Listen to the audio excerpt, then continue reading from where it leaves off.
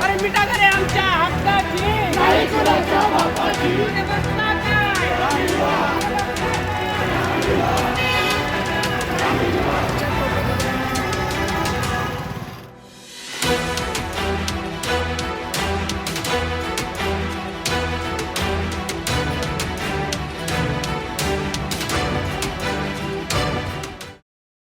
मुळात मुंबई महानगरपालिकेचा PAPचा एक प्रकल्प या ठिकाणी वर्षभरापासून सुरू आहे। त्या ठिकाणी 7200 घरं या ठिकाणी येतात, म्हणजे एका घरामध्ये 4 जण सदस्य असतील तर इथे 30 ते 35 हजाराची वसाहत येते। या प्रकल्पाला सुद्धा आम्ही विविध पक्षांनी आंदोलनं केली, तोही प्रकल्प आम्हाला त्या ठिकाणी सरकारने ऐकलं नाही, आमचं महापालिके किंवा शासनाने, आणि तो प्रकल्प या ठिकाणी जबरदस्ती सुरू झालेला आहे। एवढी मुंबईतली सगळी जी बाधितची घरं आहेत प्रकल्पातली, ते सगळे 7200 घरं एकत्र दिली। ते 100-200 घरं असते तर आम्ही समजू शकलो असतो, पण इथे 30 ते 35 हजाराचा आधीच सुरुवात झालेली आहे। आणि आता लगेच लागून मुंबई आपल्या ह्या मिठागरांची 58 एकर जागा आहे, ह्या जागेवरती सुद्धा धारावीचा पुनर्वसन प्रकल्पाच्या नावाखाली या ठिकाणी अपत्रांना घरं देणार, त्यामुळे मुलुंडकरांमध्ये चीड आहे। आणि त्यामुळे आम्ही कुठेतरी विविध पक्षातली लोक एकत्र आलो, आम्ही एकत्र येऊन कुठला झेंडा न घेता म्हटलं चला मुलुंडची मिठागरे बचाव समिती आम्ही स्थापन केली। या ठिकाणी रमेश धामनकर आहेत, विलास माने साहेब आहेत, विनोद गायकवाड आहेत, आमचे दीपक सावंत आहेत, कैलास पाटील, विविध पक्षातले लोक आम्ही सगळे एकत्र झालेलो आहेत।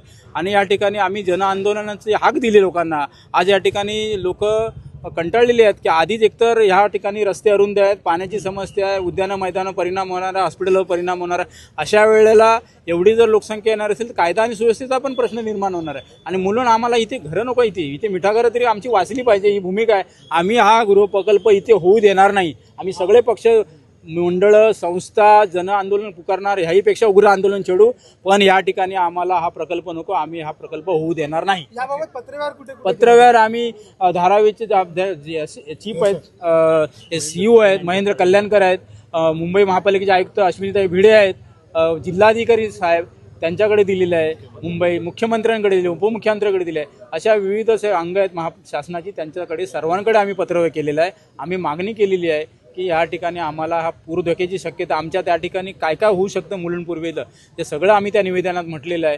आणि पूर धोक्याची शक्यता म्हटलेलं आहे, हे सगळं पाणी आमच्या मुलुंड पूर्वेमध्ये शिरेल, याचा धोका निर्माण होईल, आणि म्हणून आम्हाला हा या ठिकाणी गृहप्रकल्प नको। जनआंदोलनाचा परिणाम न झाल्यास पुढचं पाऊल काय असणार समितीचं? ना मी तर आता आज सर्वांना जाहीर केलं, या सत्ताधाऱ्यांना मतदानच करू नका।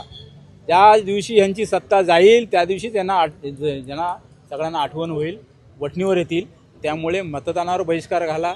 हे सारखे यांना 10 वर्ष आता संधी दिली आहे।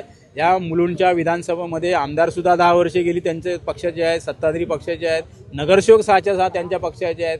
मुलुंडकरांना आज मी पटवून दिलेलं आहे की तुम्ही यांना 10 वर्ष संधी दिली तरीसुद्धा तुमच्या डोक्यावरती 7200 PAPची घरं येत आहेत, या बाजूला 1.5 लाखाची ह्या वसाहती येत आहेत, मग तुम्हाला गृहीत धरलं जात आहे का? म्हणजे प्रकल्प कोणी चालू केला तर उद्धव ठाकरेंनी चालू केला, कोणी केला तर ठाकरेंनी चालू केला, म्हणजे दिशात भूल करायची लोकांची, त्यांच्यावर ढकलायचं। अरे मग तुम्ही शासनामध्ये सत्तेमध्ये आहात, तुम्ही रद्द करा ना, तुम्ही रद्द करा, तुम्ही लोकांना दिलासा द्या, कशाला आमच्या डोक्यावर सगळे प्रकल्प मुलुंडमध्ये आणताय? आणि ही मागणी आमची। आणि मुलुंडकर चिडलेले आहेत, मुलुंडकरांना आम्ही पटवून दिलेलं आहे, मुलुंडकरांना समजावलेलं आहे।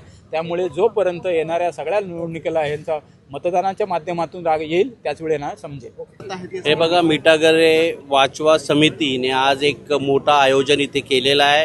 हे जन आक्रोश मोर्चा आहे आणि मुलुंडचे वेगवेगळं पॉलिटिकल पार्टी असेल, NGOज असेल, सिटीजन फोरम असेल, सगळ्याचे सदस्य आणि प्रतिनिधी इथे होते। आणि सगळ्याचे एकही मागणं आहे की हे जे मिठागरचे 156 एकर जमीन जे आहे हे तुम्ही अदानी समूहाला दिलं आहे, याला ह्या जे निर्णय देवेंद्र फडणवीस साहेबांनी घेतलं तुम्ही याला परत घ्या। आणि ही खूप एन्व्हायरमेंटची बाब आहे। हे तुम्ही बघा, हे लंग्सचे काम करतात, हे जे आपले हायटाईडमध्ये पाणी आतमध्ये शिरतात आणि त्याला अडवण्याचं काम जे आहे हे सॉल्ट पॅन आणि हे मिठागरची जमीन करतात। म्हणून याला वाचवायसाठी संपूर्ण मुलुंडचे नागरिक इथे होते। हे जनआंदोलन जर यशस्वी नाही झाला, परिणाम नाही झाला तर हे आक्रोश आंदोलन आमच्या चालू असणार आहे आणि तीव्र होणार।